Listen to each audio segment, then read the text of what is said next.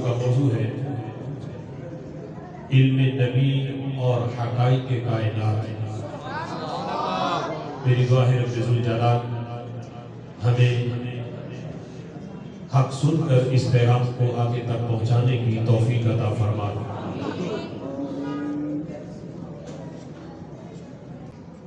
خالق کائنات جل جلالہ نے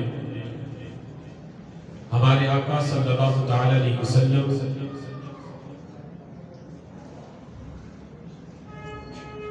وہ تمام انبیاء کی آخر میں اس کائنات کے اندر مبعوث فرمایا، اور رسول اللہ صلی اللہ تعالی علیہ وسلم پر اللہ نے نبوت اور رسالت کا اختتام فرمایا۔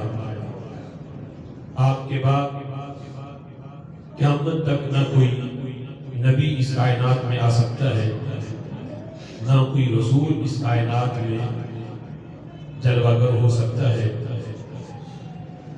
ہمارے آقا صلی اللہ تعالی علیہ وسلم کی نبوت کا زمانہ چونکہ قیامت تک ہے، تو خالق کائنات جل جلالہ نے ہمارے آقا صلی اللہ تعالی علیہ وسلم کو قیامت تک کی ہر صدی کے ہر سال کے ہر مہینے کے ہر ہفتے کے ہر دن اور ہر دن کی ہر گھڑی کا علم عطا فرمایا ہے۔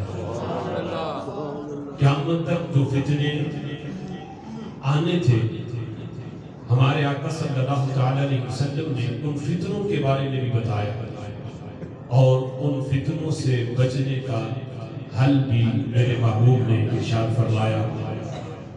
قیامت تک جو روئے زمین پہ تبدیلیاں ہونی تھی،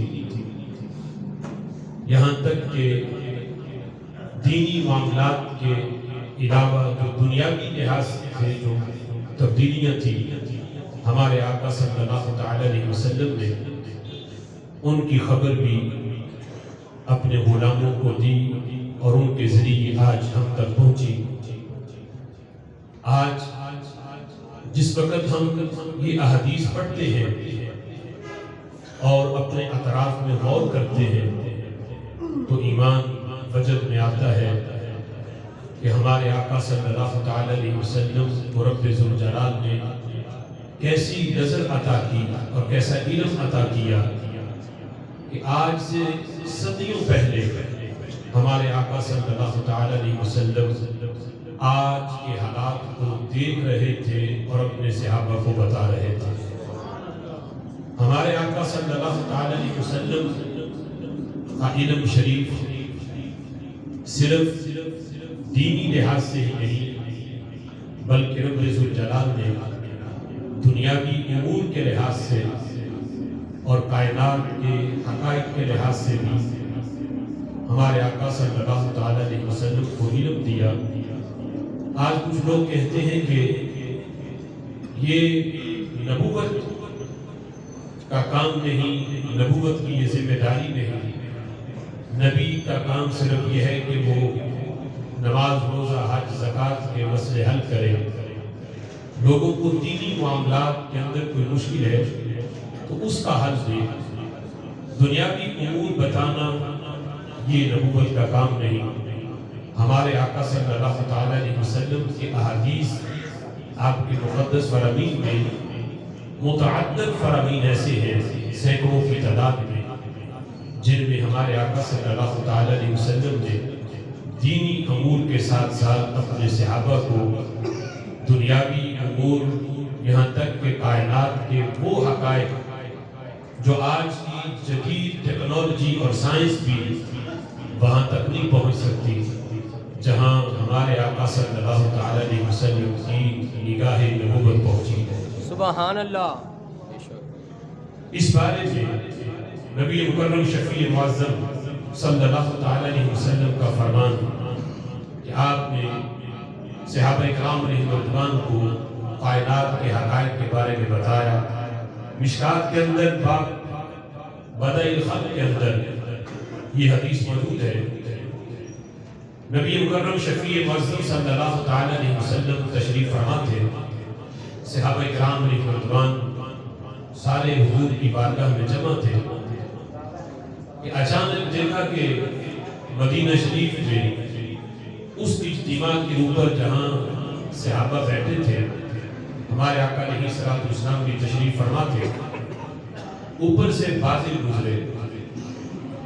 अब ये बादलों का गुजरना एक आम सी बात थी, लेकिन नबी पाक अलैहिस्सलाम सहाबा से जो खिताब कर रहे थे, उन्हें दीन के लिहाज से जो सिखा रहे थे, बादलों को देखकर इनके लिहाज से मालूमात देना भी मेरे नबी ने जरूरी समझा।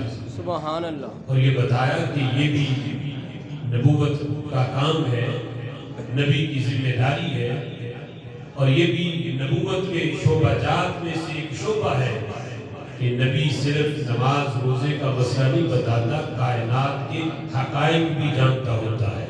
सुभान अल्लाह। तो पूछा, जिस वक्त बादल गुजरे तो मेरे आका ने सहाबा से सवाल किया, हल तदरून मा हाज़ा, मेरे सहाबा जानते हो ये क्या है? अब जिस वक्त पूछा तो कुर्बान जाए सहाबा के जवाब पर। आम सा सवाल था, जवाब भी आम सा था। किसी सहाबी ने ये नहीं कहा कि महबूब, हो सकता था किसी के ज़हन में ये आता कि महबूब इसलिए पूछ रहे हैं माज़अल्लाह, शायद नबी को इस बारे में पता ही नहीं कि नबी बादलों का भी इल्म नहीं रखते। तो किसी ने ये नहीं कहा कि महबूब क्या आपको नहीं पता कि ये क्या है?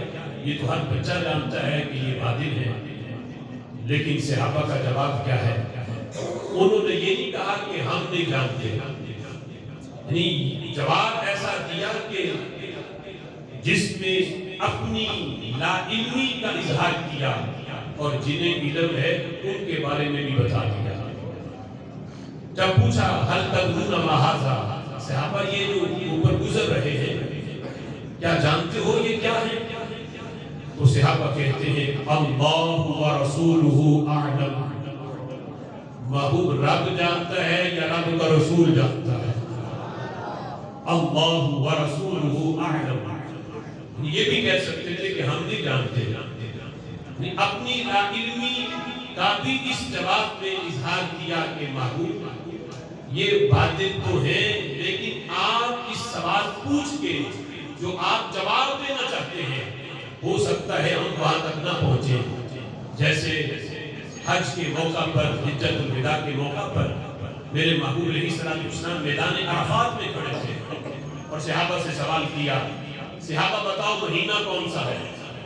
अब हज का मौसम हो, सहाबा सारे हज के लिए पहुंचे हो, तो ये बात किसी से छुपी नहीं थी, हर बंदा जानता था, कह सकता था जिलहज का महीना है। लेकिन सहाबा वहां भी जवाब देते हैं अल्लाहु व रसूलुहु अअलम, सुभान अल्लाह। अल्लाह जाने या अल्लाह का रसूल जाने। फिर पूछा सहाबा बताओ दिन कौन सा है? अब दिन 9 जिलहज का था, वकूफ अरफा का दिन था, कोई इससे बेखबर नहीं था। हर बंदे को पता था हज का सबसे अहम रुकन अदा करने के लिए हम मैदान अराफात में खड़े हैं। लेकिन सहाबा फिर भी कहते हैं अल्लाहु व रसूलुहु अअलम, अल्लाह जाने या अल्लाह का रसूल जाने। यानी ये मुतअद्दिद अहादीस जिसमें सहाबा किराम ने कुर्बान ने जहां रब्बे जुल जलाल के आलम होने का जिक्र किया, वहां रसूलुल्लाह के आलम होने का भी जिक्र किया। लेकिन अकीदा ये है अल्लाह आलम है, अल्लाह को किसी ने इल्म दिया नहीं, नबी आलम है, अल्लाह ने कायनात के जर्रे जर्रे का इल्म अता फरमाया है। अब यहाँ इस हदीस को लिख के बुखारी में मुतअद्दिद मकामात में ये हदीस है। जब नजदियों ने इसकी शुरुआत की जो हुजूर के इल्म गैब के मुनकिर हैं, तो उन्हें यहाँ तशरीह में लिखा कि अगर इस सवाल के जवाब में अल्लाहु आलम भी कह दिया जाता, आगे रसूल का जिक्र ना भी किया जाता, तो ये भी जवाब काफी था। लेकिन आज का कि जिन्हें अल्लाहु व रसूलुहु आलम कहने पे जिनकी तौहीद खतरे में पड़े, वो आज का नजदी है। लेकिन कुर्बान जाए सहाबा इस सवाल के जवाब में अल्लाहु व रसूल आलम कहते हैं اور آج اس عقیدے کو سینہ کھول کے جس نے مانا ہے اسے سنی کہا جاتا ہے۔ سبحان اللہ۔ پوچھا اس وقت صحابہ نے جواب دیا اللہ و رسولہ اعلم، تو میرے محبوب علیہ السلام نے صحابہ کو جھٹکی نہیں دی کہ تمہیں کیا باطلوں کا بھی آج تک پتہ نہیں چلا؟